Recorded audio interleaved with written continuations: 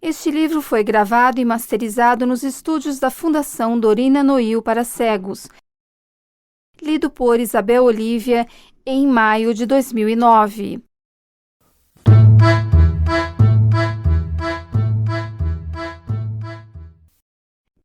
Maria Cora, capítulo 1.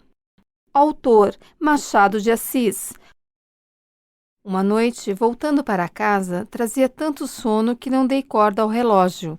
Pode ser também que a vista de uma senhora que encontrei em casa do comendador contribuísse para aquele esquecimento. Mas essas duas razões destroem-se. Cogitação tira o sono e o sono impede a cogitação. Só uma das causas devia ser verdadeira. Ponhamos que nenhuma e fiquemos no principal, que é o relógio parado, de manhã, quando me levantei, ouvindo 10 horas no relógio da casa. Morava, então, 1893, em uma casa de pensão no Catete. Já por este tempo, este gênero de residência florescia no Rio de Janeiro. Aquela era pequena e tranquila. Os 400 contos de réis permitiram-me casa exclusiva e própria, mas, em primeiro lugar, já eu ali residia quando os adquiri, por jogo de praça. Em segundo lugar, era um solteirão de 40 anos, tão afeito à vida de hospedaria que me seria impossível morar só. Casar não era menos impossível. Não é que me faltassem noivas. Desde os fins de 1891, mais de uma dama, e não das menos belas, olhou para mim com olhos brandos e amigos. Uma das filhas do comendador tratava-me com particular atenção. A nenhuma dei corda. O celibato era a minha alma, a minha vocação, o meu costume, a minha única aventura. A Maria de empreitada e por desfastio. Uma ou duas aventuras por ano bastavam a um coração meio inclinado ao ocaso e à noite. Talvez por isso dei alguma atenção à senhora que vi em casa do comendador, na véspera. Era uma criatura morena, robusta, 28 a 30 anos, vestida de escuro. Entrou às 10 horas acompanhada de uma tia velha. A recepção que lhe fizeram foi mais cerimoniosa que as outras. Era a primeira vez que ali ia. Eu era a terceira. Perguntei se era viúva. Não, é casada. Com quem? Com um estancieiro do Rio Grande. Chama-se? Ele? Fonseca. Ela, Maria Cora. O marido não veio com ela? Está no Rio Grande. Não soube mais nada, mas a figura da dama interessou-me pelas graças físicas que eram o oposto do que poderiam sonhar poetas românticos e artistas seráficos. Nota de rodapé. Artistas seráficos. Artistas que representam serafins. Místicos. Fim da nota. Conversei com ela alguns minutos sobre coisas indiferentes, mas suficientes para escutar-lhe a voz que era musical e saber que tinha opiniões republicanas. Nota de rodapé. Opiniões republicanas. Referência aos indivíduos pertencentes ao Partido Republicano Rio-Grandense. Fim da nota. Deixou-me confessar que não as professava de espécie alguma. Declarei-me vagamente pelo futuro do país. Quando ela falava, tinha um modo de umedecer os beiços, não sei se casual, mas gracioso e picante. Creio que, vistas assim ao pé, as feições não eram tão corretas como pareciam à distância, mas eram mais suas, mais originais. Capítulo 2. De manhã tinha o relógio parado. Chegando à cidade, desci a rua do Ouvidor até a da Quitanda e, indo a voltar à direita para ir ao escritório do meu advogado, lembrou-me ver que horas eram. Não me acudiu que o relógio estava parado.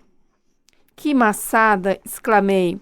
Felizmente, naquela mesma rua da Quitanda, à esquerda, entre as do Ouvidor e Rosário, era a oficina onde eu comprara o relógio e a cuja pêndula usava acertá-lo. Em vez de ir para um lado, fui para o outro. Eram apenas meia hora, dei corda ao relógio, acertei-o, troquei 2 palavras com o oficial que estava ao balcão e, indo a sair, vi a porta de uma loja de novidades que ficava defronte, nem mais nem menos que a senhora de escuro que encontrara em casa do comendador. Cumprimentei-a. Ela correspondeu depois de alguma hesitação, como se me não houvesse reconhecido logo, e depois seguiu pela rua da Quitanda, fora, ainda para o lado esquerdo. Como tivesse algum tempo ante mim, pouco menos de 30 minutos, dei-me a andar atrás de Maria Cora. Não digo que uma força violenta me levasse já, mas não posso esconder que cedia a qualquer impulso de curiosidade e desejo. Era também um resto da juventude passada. Na rua, andando, vestida de escuro, como na véspera, Maria Cora pareceu-me ainda melhor.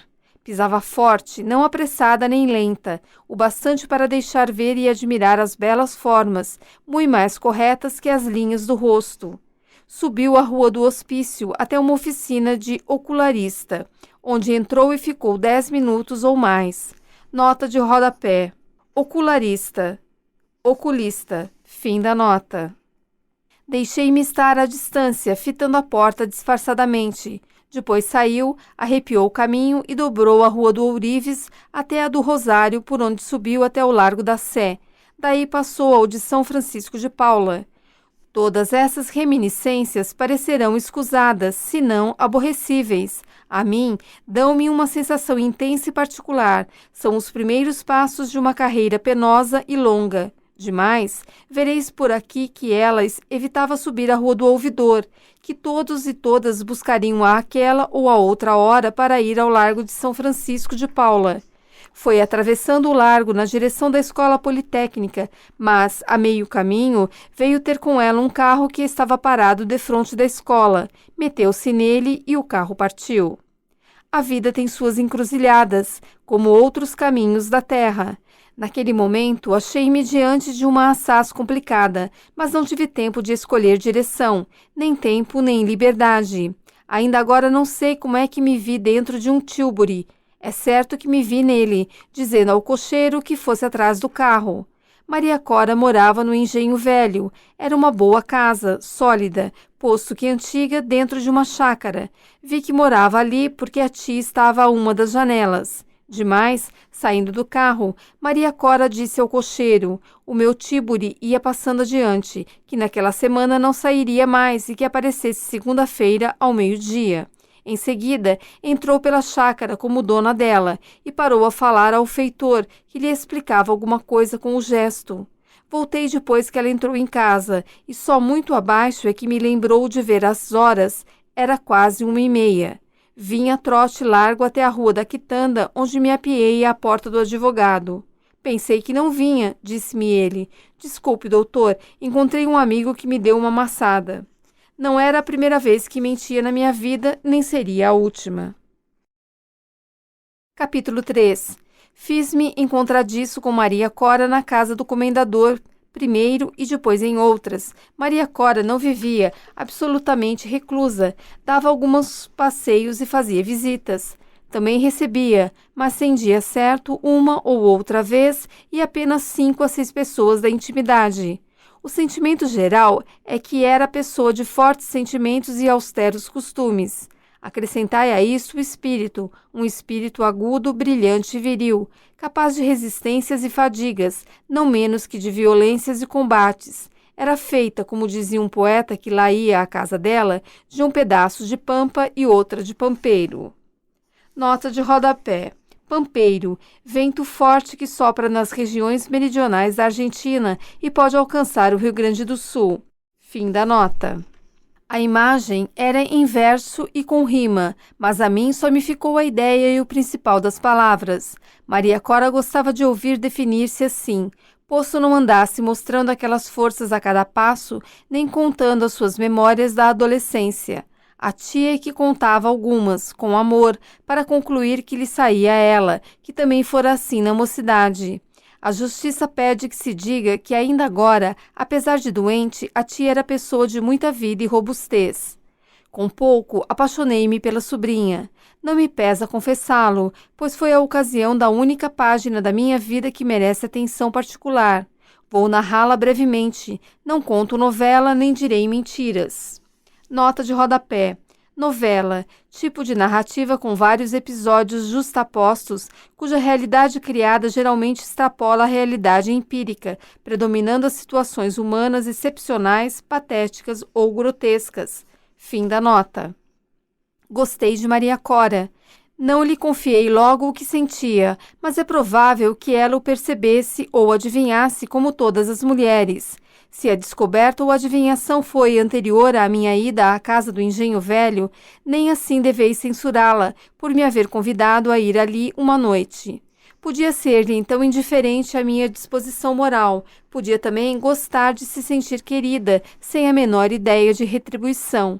A verdade é que fui essa noite e tornei outras. A tia gostava de mim e dos meus modos. O poeta que lá ia, tagarela e tonto, disse uma vez que estava afinando a lira para o casamento da tia comigo. A tia riu-se. Eu, que queria as boas graças dela, não podia deixar de rir também, e o caso foi matéria de conversação por uma semana, mas já então o meu amor à outra tinha atingido ao cume. Soube, pouco depois, que Maria Cora vivia separada do marido. Tinham casado 8 anos antes, por verdadeira paixão. Viveram felizes 5. Um dia sobreveio uma aventura do marido que destruiu a paz do casal. João da Fonseca apaixonou-se por uma figura de circo, uma chilena que voava em cima do cavalo, Dolores, e deixou a estância para ir atrás dela. Voltou 6 meses depois, curado do amor, mas curado à força, porque a aventureira se namorou do redator de um jornal que não tinha vintém e por ele abandonou Fonseca e a sua prataria. A esposa tinha jurado não aceitar mais o esposo, e tal foi a declaração que lhe fez quando ele apareceu na estância. Tudo está acabado entre nós. Vamos desquitar-nos.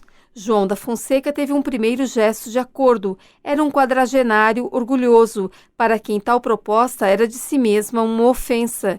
Durante uma noite tratou dos preparativos para o desquite, mas, na seguinte manhã, a vista das graças da esposa novamente o comoveram. Então, sem tom implorativo, antes como quem lhe perdoava, entendeu dizer-lhe que deixasse passar uns 6 meses. Se ao fim de 6 meses persistisse o sentimento atual que inspirava a proposta do desquite, esse se faria.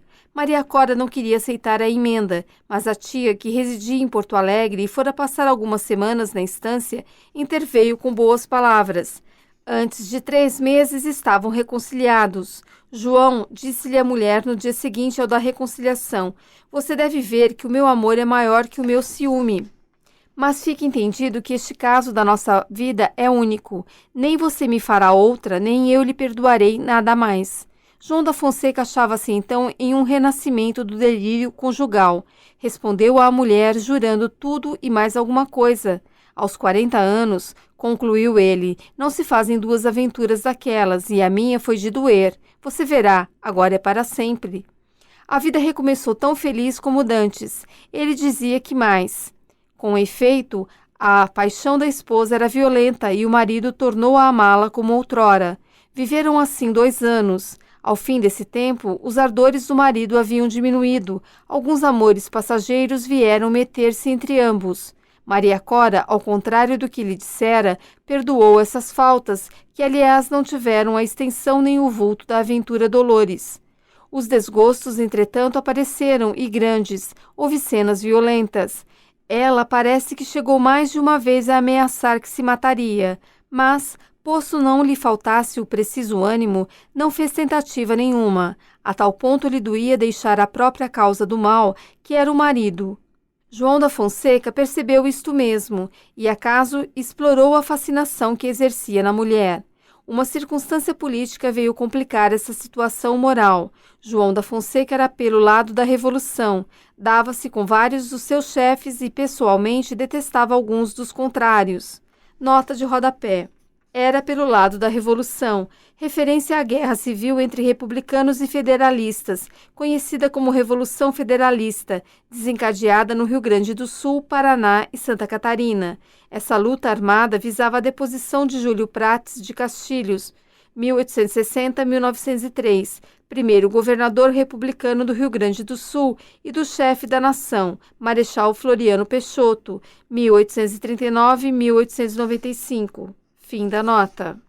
Maria Cora, por laços de família, era adversa aos federalistas. Nota de rodapé. Federalistas, integrantes do Partido Federalista, fundado em março de 1892, sob a liderança de Gaspar Silveira Martins, 1835-1901. político e parlamentar brasileiro, considerado o mentor intelectual da Revolução Federalista.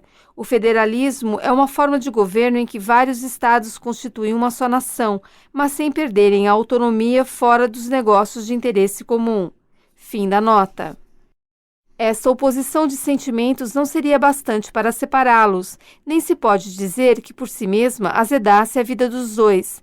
Embora a mulher, ardente em tudo, não o fosse a menos em condenar a revolução, chamando nomes crus aos seus chefes e oficiais, embora o marido, também excessivo, replicasse com igual ódio aos seus arrufos políticos, apenas aumentariam os domésticos e provavelmente não passariam dessa troca de conceitos se uma nova Dolores, desta vez Prazeres, e não chilena, nem saltimbanca, não revivesse os dias amargos de outro tempo.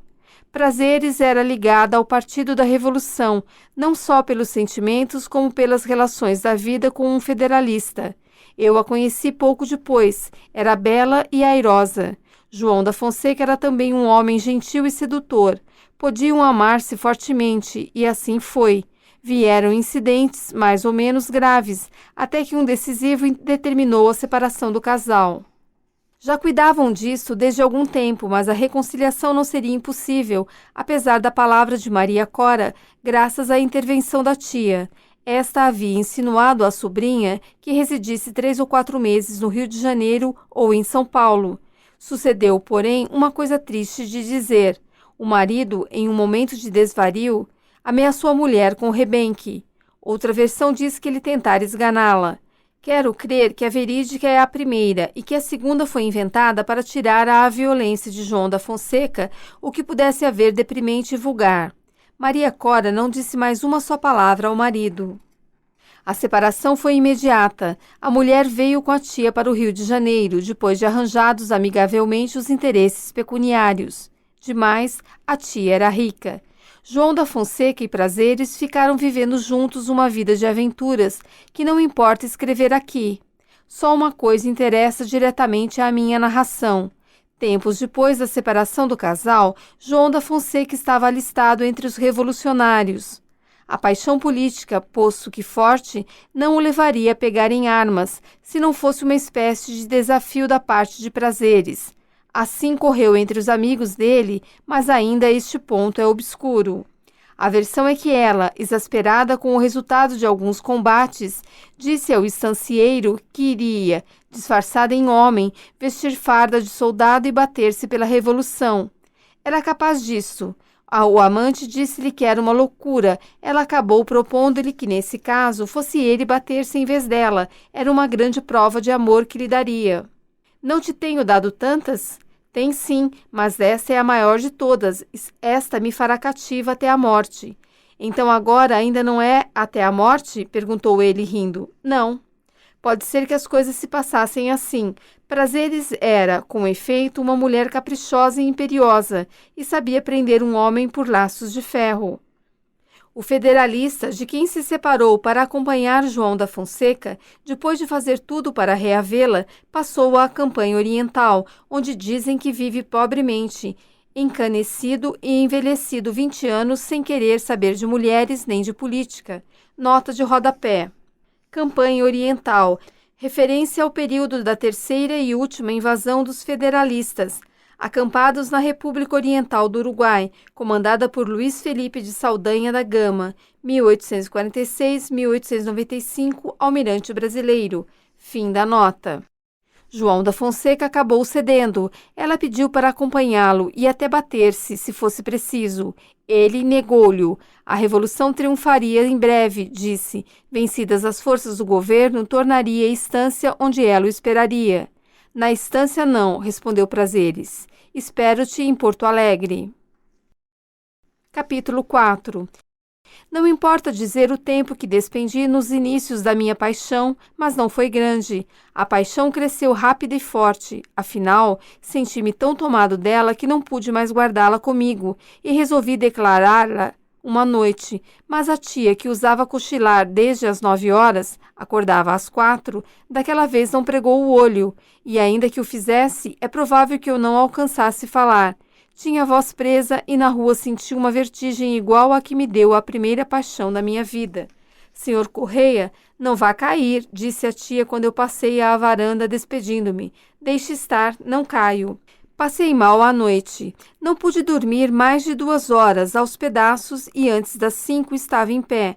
É preciso acabar com isto, exclamei. De fato, não parecia achar em Maria Cora mais que benevolência e perdão, mas era isso mesmo que a tornava apetecível. Todos os amores da minha vida tinham sido fáceis, em nenhuma encontrei resistência, a nenhuma deixei com dor. Alguma pena é possível, e um pouco de recordação. Desta vez, sentia-me tomado por ganchos de ferro. Maria Cora era toda vida. Parece que ao pé dela as próprias cadeiras andavam e as figuras do tapete moviam os olhos. Põe nisso uma forte dose de meiguice e graça. Finalmente, a ternura da tia fazia daquela criatura um anjo. É banal a comparação, mas não tenho outra. Resolvi cortar o mal pela raiz, não tornando ao engenho velho, e assim fiz por alguns dias largos, 2 ou 3 semanas. Busquei distrair-me e esquecê-la, mas foi em vão. Comecei a sentir a ausência como de um bem querido. Apesar disso, resisti e não tornei logo. Mas, crescendo a ausência, cresceu o mal, e então resolvi tornar lá uma noite. Ainda assim, pode ser que não fosse, a não achar Maria Cora na mesma oficina da Rua da Quitanda, aonde eu fora acertar o relógio parado. É freguês também? Perguntou-me ao entrar. Sou. Vim acertar o meu. Mas por que não me tem aparecido? É verdade. Por que não voltou lá à casa? Completou a tia. Uns negócios, murmurei, mas hoje mesmo contava ir lá. Hoje não, vá amanhã, disse a sobrinha. Hoje vamos passar a noite fora. Pareceu-me ler naquela palavra um convite a amá-la de vez, assim como a primeira trouxera um tom que presumi ser de saudade. Realmente, no dia seguinte, fui ao engenho velho. Maria Cora acolheu-me com a mesma boa vontade de antes. O poeta lá estava e contou-me em versos os suspiros que a tia dera por mim. Entrei a frequentá-las novamente e resolvi declarar tudo. Já acima, disse que ela provavelmente percebera ou adivinhara o que eu sentia, como todas as mulheres. Referi-me aos primeiros dias. Desta vez, com certeza percebeu, nem por isso me repeliu. Ao contrário, parecia gostar de se ver querida, muito e bem. Pouco depois daquela noite, escrevi-lhe uma carta e fui ao engenho velho. Achei um pouco retraída. A tia explicou-me que recebera notícias do Rio Grande que a afligiram. Não liguei isto ao casamento e busquei alegrá-la, apenas consegui vê-la cortês. Antes de sair, perto da varanda, entreguei-lhe a carta. Ia a dizer-lhe, peço-lhe que leia, mas a voz não saiu. Via um pouco atrapalhada, e para evitar dizer o que melhor ia escrito, cumprimentei-a e enfiei pelo jardim. Pode imaginar-se a noite que passei, e o dia seguinte foi naturalmente igual, à medida que a outra noite vinha. Pois, ainda assim, não tornei à casa dela. Resolvi esperar 3 ou 4 dias, não que ela me escrevesse logo, mas que pensasse nos termos da resposta. Que estes haviam de ser simpáticos, era certeza minha. As maneiras dela, nos últimos tempos, eram mais que afáveis, pareciam-me convidativas. Não cheguei, porém, aos 4 dias, mal pude esperar 3. Na noite do terceiro fui ao engenho velho. Se disser que entrei trêmulo da primeira comoção, não minto. Achei-a ao piano, tocando para o poeta ouvir. A tia, na poltrona, pensava em não sei quê, mas eu quase não a vi, tal a minha primeira alucinação. Entre, senhor Correia, disse esta, não caia em cima de mim. Perdão. Maria Cora não interrompeu a música ao ver-me chegar.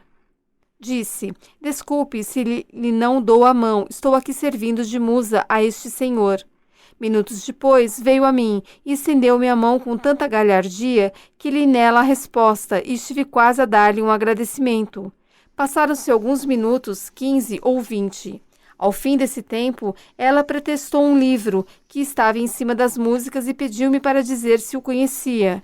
Fomos ali ambos e ela abriu-mo, entre as 2 folhas estava um papel. Na outra noite, quando aqui esteve, deu-me esta carta. Não podia dizer-me o que tem dentro? Não adivinha? Posso errar na adivinhação. É isso mesmo. Bem, mas eu sou uma senhora casada e nem por estar separada do meu marido deixo de estar casada. O senhor ama-me, não é? Suponha pelo melhor que eu também o amo, nem por isso deixo de estar casada. Dizendo isso, entregou-me a carta, não fora aberta. Se estivéssemos sós, é possível que eu lhe a lesse, mas a presença de estranhos impedia este recurso. Demais, era desnecessário. A resposta de Maria Cora era definitiva ou me pareceu tal. Peguei na carta e, antes de aguardar comigo, não quer então ler? Não. Nem para ver os termos? Não.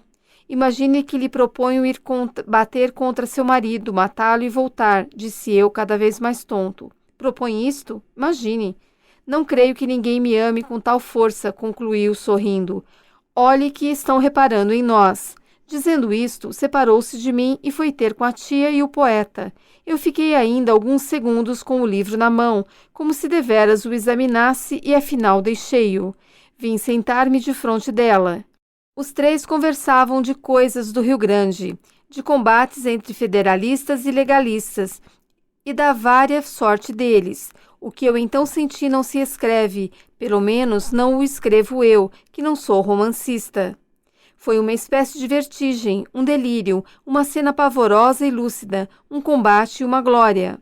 Imaginei-me no campo, entre uns e outros, combatendo os federalistas e, afinal, matando João da Fonseca, voltando e casando-me com a viúva. Maria Cora contribuía para esta visão sedutora. Agora que me recusara a carta, parecia-me mais bela que nunca. E a isto acrescia que, se não mostrava zangada nem ofendida, tratava-me com igual carinho que antes, creio até que maior. Disto podia sair uma impressão dupla e contrária, uma de aquiescência tácita, outra de indiferença, mas eu só vi a primeira e saí de lá completamente louco.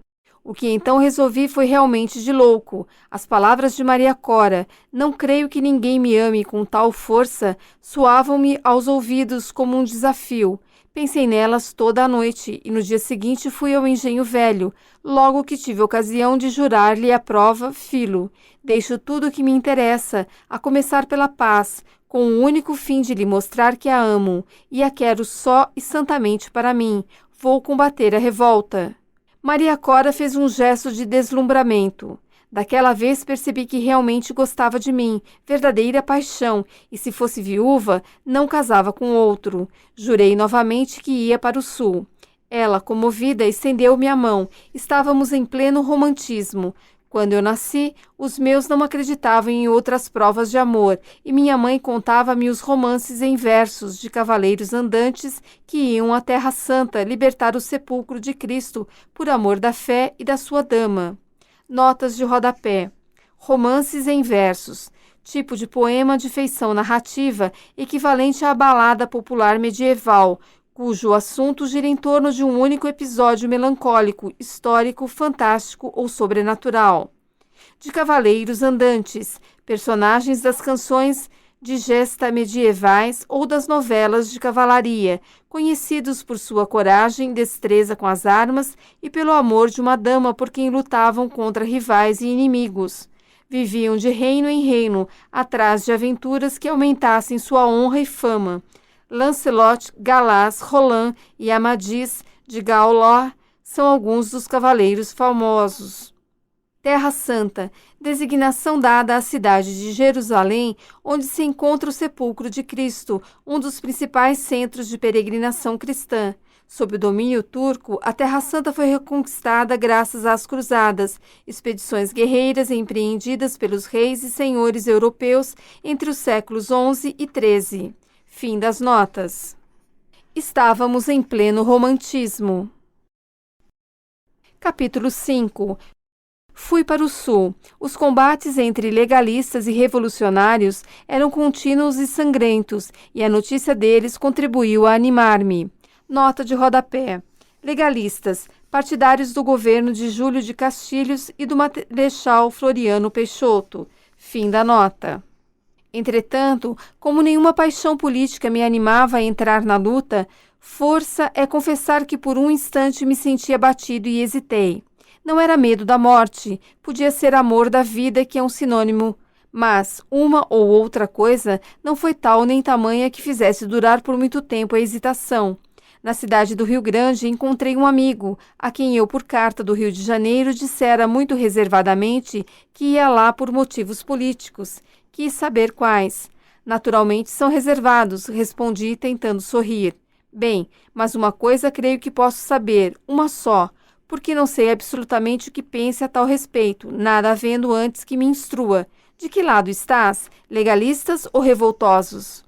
É boa. Se não fosse dos legalistas, não te mandaria dizer nada, virias escondidas.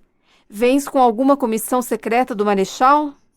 Nota de rodapé. Marechal. Provável referência ao Marechal Floriano Peixoto, defensor da República. Foi escolhido para ser o vice do primeiro presidente do Brasil, Deodoro da Fonseca.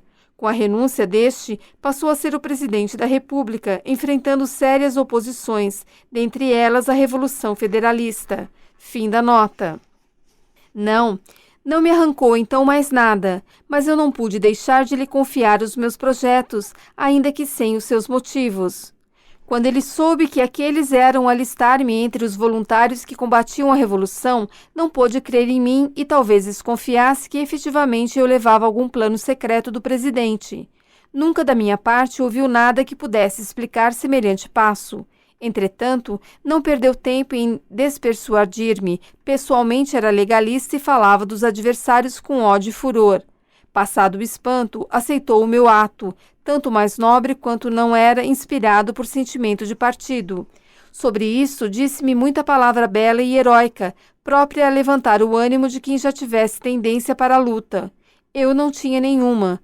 Fora das razões particulares, estas, porém, eram agora maiores. Justamente acabava de receber uma carta da tia de Maria Cora, dando-me notícias delas e recomendações da sobrinha, tudo com alguma generalidade e certa simpatia verdadeira. Fui a Porto Alegre, alistei-me e marchei para a campanha. Não disse a meu respeito nada que pudesse despertar a curiosidade de ninguém, mas era difícil encobrir a minha condição, a minha origem, a minha viagem com o plano de ir combater a Revolução. Fez-se logo uma lenda a meu respeito. Eu era um republicano antigo, riquíssimo, entusiasta, disposto a dar pela República 1000 vidas, se as tivesse, e resoluto a não poupar a única. Deixei dizer isto e o mais, e fui. Como eu indagasse das forças revolucionárias conquistaria João da Fonseca, alguém quis ver nisso uma razão de ódio pessoal. Também não faltou quem me supusesse espião dos rebeldes, que ia pôr-me em comunicação secreta com aquele. Pessoas que sabiam das relações dele com a Prazeres imaginavam que era um antigo amante, desta que se queria vingar dos amores dele. Todas aquelas suposições morreram para só ficar a do meu entusiasmo político. A da minha espionagem ia me prejudicando. Felizmente, não passou de 2 cabeças e de uma noite. Levava comigo um retrato de Maria Cora. Alcançara-o dela mesma, uma noite pouco antes do meu embarque, com uma pequena dedicatória cerimoniosa. Já disse que estava em pleno romantismo. Dado o primeiro passo, os outros vieram de si mesmos. E agora juntai a isso o amor próprio, e compreendereis que de simples cidadão indiferente da capital saísse um guerreiro áspero da campanha rio-grandense. Nem por isso conto combates nem escrevo para falar da Revolução, que não teve nada comigo, por si mesma, senão pela ocasião que me dava, e por algum golpe que lhe desfechei na estreita área da minha ação. João da Fonseca era o meu rebelde. Depois de haver tomado parte no combate de Sarandi e Cochila Negra, ouvi que o marido de Maria Cora fora morto. Não sei em que recontro. Mais tarde deram-me a notícia de estar com as forças de Gumersindo e também que fora feito prisioneiro e seguira para Porto Alegre. Mas ainda isso não era verdade. Nota de rodapé. Gumersindo Saraiva, 1848-1894, caudilho brasileiro, participou da Revolução Federalista como um dos generais das forças rebeldes. Fim da nota. Disperso, com 2 camaradas, encontrei um dia um regimento legal que ia em defesa da encruzilhada, investido ultimamente por uma força dos federalistas, apresentei-me ao comandante e segui. Aí soube que João da Fonseca estava entre essa força. Deram-me todos os sinais dele, contaram-me a história dos amores e a separação da mulher. A ideia de matá-lo no turbilhão de um combate tinha algo fantástico. Nem eu sabia se tais duelos eram possíveis em semelhantes ocasiões. quando a força de cada homem tem de somar com a de toda uma força única e obediente a uma só direção. Também me pareceu, mais de uma vez, que ia cometer um crime pessoal, e a sensação que isso me dava, podeis crer que não era leve nem doce, mas a figura de Maria Cora abraçava-me e absolvia com uma bênção de felicidades. Atirei-me de vez. Não conhecia João da Fonseca, além dos sinais que me haviam dado, tinha de memória um retrato dele que vira no Engenho Velho. Se as feições não estivessem mudadas, era provável que eu o reconhecesse entre muitos. Mas, ainda uma vez, seria este encontro possível? Os combates em que eu entrara já me faziam desconfiar que não era fácil, ao menos. Não foi fácil nem breve. No combate da encruzilhada, creio que me houve com a necessária intrepidez e disciplina, e devo aqui notar que eu me ia acostumando à vida da guerra civil. Os ódios que ouvia eram forças reais. De um lado e outro batiam-se com ardor, e a paixão que eu sentia nos meus ia se pegando em mim. Já lera o meu nome em uma ordem do dia, e de viva voz recebera louvores que comigo não pude deixar de achar justos, e ainda agora tais os declaro. Mas vamos ao principal, que é acabar com isto. Naquele combate, achei-me um tanto como o herói de Stendhal, na Batalha de Waterloo. A diferença é que o espaço foi menor. Nota de rodapé. Como o herói de Stendhal, referência a Fabrice Del Dongo, personagem romântico do romance A Cartucha de Parma, do escritor francês Henri Bailly, dito Stendhal, 1783-1842. Fim da nota. Por isso, e também porque não me quero deter em coisas de recordação fácil, direi somente que tive ocasião de matar em pessoa a João da Fonseca. Verdade é que escapei de ser morto por ele. Ainda agora trago na testa a cicatriz que ele me deixou. O combate entre nós foi curto. Se não parecesse romanesco demais, eu diria que João da Fonseca adivinhara o motivo e previra o resultado da ação. Poucos minutos depois da luta pessoal, a um canto da vila, João da Fonseca caiu prostrado. Quis ainda lutar e certamente lutou um pouco. Eu é que não consenti na desforra, que podia ser a minha derrota, se é que raciocinei. Creio que não. Tudo o que fiz foi cego pelo sangue em que o deixara banhado e surdo pelo clamor e tumulto de combate. Matava-se e gritava-se, vencia-se, em pouco ficamos senhores do campo. Quando vi que João da Fonseca morrera deveras, voltei ao combate por instantes. A minha ebriedade cessara um pouco, e os motivos primários tornaram a dominar-me como se fossem os únicos. A figura de Maria Cora apareceu-me como um sorriso de aprovação e perdão. Tudo foi rápido. A vez de ter lido que ali se apreenderam 3 ou 4 mulheres. Uma destas era a Prazeres. Quando acabado tudo, a Prazeres viu o cadáver do amante. Fez uma cena que me encheu de ódio e de inveja. Pegou em si e deitou-se a abraçá-lo. As lágrimas que verteu, as palavras que disse, fizeram rir a uns. A outros, se não enterneceram, deram algum sentimento de admiração. Eu, como digo, achei-me tomado de inveja e ódio, mas também esse duplo sentimento desapareceu para não ficar nem admiração. Acabei rindo. Prazeres, depois de honrar com dor a morte do amante, ficou sendo a federalista que já era. Não vestia farda, como dissera ao desafiar João da Fonseca, quis ser prisioneira com os rebeldes e seguir com eles. É claro que não deixei logo as forças, bati-me ainda algumas vezes, mas a razão principal dominou e abri mão das armas.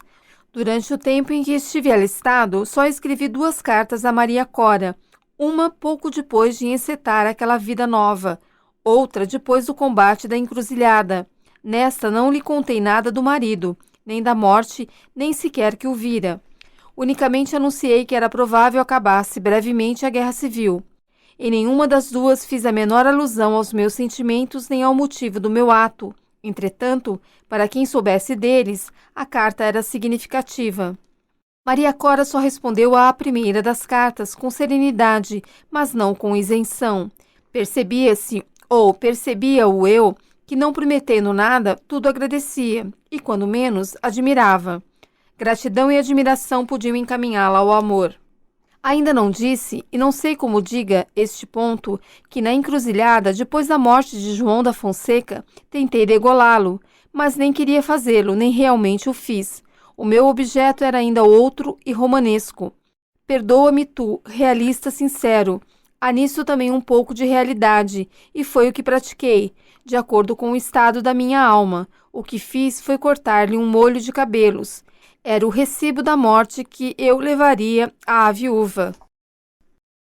Capítulo 6. Quando voltei ao Rio de Janeiro, tinham já passado muitos meses do combate da encruzilhada.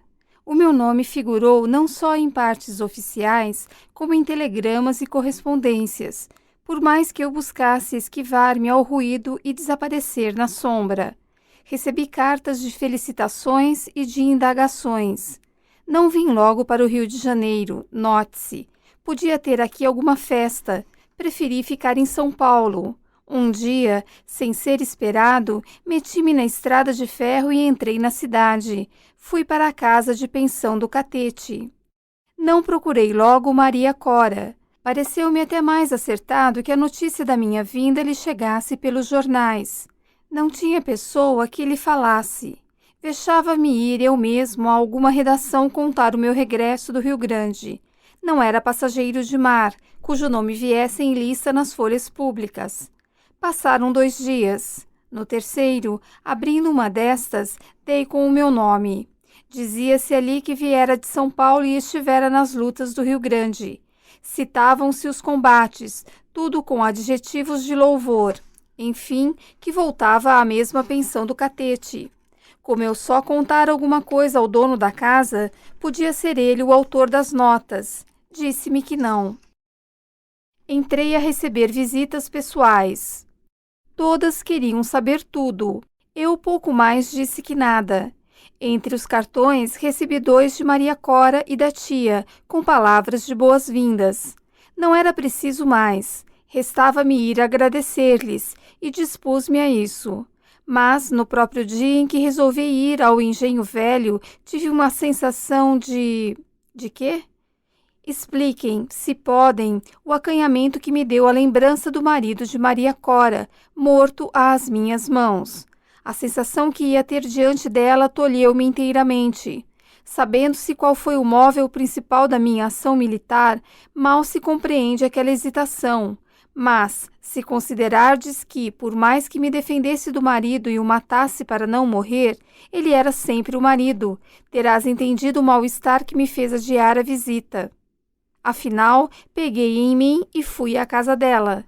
Maria Cora estava de luto. Recebeu-me com bondade e repetiu-me, como a tia, as felicitações escritas. Falamos da guerra civil, dos costumes do Rio Grande, um pouco de política e mais nada. Não se disse de João da Fonseca. Ao sair de lá, perguntei a mim mesmo se Maria Cora estaria disposta a casar comigo. Não me parece que recuse, embora não lhe ache maneiras especiais. Creio até que está menos afável que dantes. Terá mudado? Pensei assim, vagamente. Atribuí a alteração ao estado moral da viuvez, era natural, e continuei a frequentá-la, disposto a deixar passar a primeira fase do luto para lhe pedir formalmente a mão. Não tinha que fazer declarações novas, ela sabia tudo. Continuou a receber-me bem. Nenhuma pergunta me fez sobre o marido, a tia também não, e da própria revolução não se falou mais.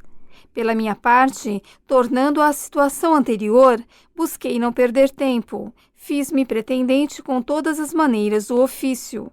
Um dia, perguntei-lhe se pensava em tornar ao Rio Grande. Por ora, não. Mas irá? É possível. Não tenho plano nem prazo marcado. É possível. Eu, depois de algum silêncio, durante o qual olhava interrogativamente para ela, acabei por inquirir se antes de ir, caso fosse, não alteraria nada em sua vida. A minha vida está tão alterada. Não me entendera. Foi o que supus.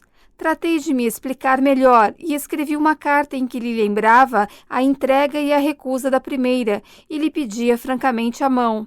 Entreguei a carta 2 dias depois com estas palavras: desta vez não recusará ler-me. Não recusou, aceitou a carta. Foi à saída à porta da sala. Creio até que lhe vi certa comoção de bom agouro. Não me respondeu por escrito, como esperei. Passados 3 dias, estava tão ansioso que resolvi ir ao engenho velho. Em caminho imaginei tudo, que me recusasse, que me aceitasse, que me adiasse, e já me contentava com a última hipótese, se não houvesse de ser a segunda. Não a achei em casa. Tinha ido passar alguns dias na Tijuca. Saí de lá aborrecido. Pareceu-me que não queria absolutamente casar, mas então era mais simples dizê-lo ou escrevê-lo. Esta consideração trouxe-me esperanças novas. Tinha ainda presentes as palavras que me dissera quando me devolveu a primeira carta, e eu lhe falei da minha paixão. Suponha que eu o amo, nem por isso deixo de ser uma senhora casada. Era claro que então gostava de mim, e agora mesmo não havia razão decisiva para crer o contrário, embora a aparência fosse um tanto fria. Ultimamente, entrei a crer que ainda gostava, um pouco por vaidade, um pouco por simpatia, e não sei se por gratidão também. Tive alguns vestígios disso. Não obstante, não me deu resposta à segunda carta. Ao voltar da Tijuca, vinha menos expansiva, acaso mais triste. Tive eu mesmo de lhe falar na matéria. A resposta foi que, por ora, estava disposta a não casar. Mas um dia, perguntei depois de algum silêncio, estarei velha. Mas então será muito tarde? Meu marido pode não estar morto. Espantou-me essa objeção. Mas a senhora está de luto. Tal foi a notícia que li e me deram. Pode não ser exata. Tenho visto desmentir outras que se reputavam certas.